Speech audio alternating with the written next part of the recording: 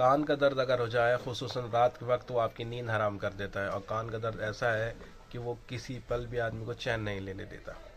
बाज़ दफ़ा कान आदमी का डिस्चार्ज हो रहा होता है, कान में से कुछ मवाद निकल रहा होता है, या कान में फुंसी हो जाती है, बहुत शदीद दर्द हो जाता है, तो उसका मैं आपको इंस्टेंट इलाज बताऊं कि आपकी रात सही बीत जाए। और अगर उसमें ज़्यादा कोई दिक्कत है तो आप बाद जाके ENT को चेक भी करा सकते हैं, लेकिन फौरी उसका फ़ायदा हो जाए उसके लिए मैं आपको नुस्खा बता रहा हूँ। और बाद दफ़ा एक बार लेने से ही आदमी को फ़ायदा हो जाता है और दिखाने की ज़रूरत नहीं पड़ती। तो कान के दर्द के लिए आप नोट कर लीजिए, मैं आपको कुछ चीज़ें बता रहा हूँ जिसके लेने से आपका कान का दर्द फ़ौरन ठीक हो जाएगा। आपके घर में अदरक का छोटा सा टुकड़ा हो 1 इंच के करीब, और प्याज हो थोड़ी सी, वो भी 2 इंच के करीब, उन दोनों का रस निकाल लें।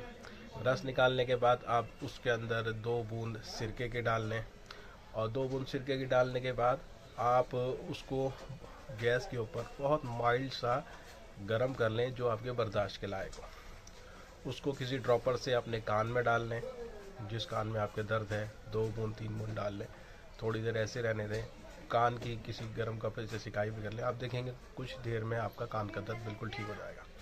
और अगर आपको शदीद परेशानी चल रही है काफ़ी दिनों से, तो आप एक खाने का नुस्खा भी आपको बताता हूँ। आप लीजिए सपिस्ता लीजिए, और आप धनिया लीजिए, और इसको आप पीस लीजिए। उसको पीस, और उसमें थोड़ी सी आप 20 ग्राम के करीब दखनी मिर्च मिला लीजिए। इसको पीस लीजिए। पीसने के बाद, और हाँ, इसमें आप चाहें तो एक बेहतरीन चीज़ बड़ी पीपल भी 20 ग्राम मिला सकते हैं, तो और ज़्यादा तेज़ हो जाएगा। ये 4 चीज़ें टोटल हो गई। तो इनको पीस लीजिए, और पीसने के बाद आप चौथाई चम्मच सुबह और चौथाई चम्मच शाम गुनगुने पानी से लीजिए।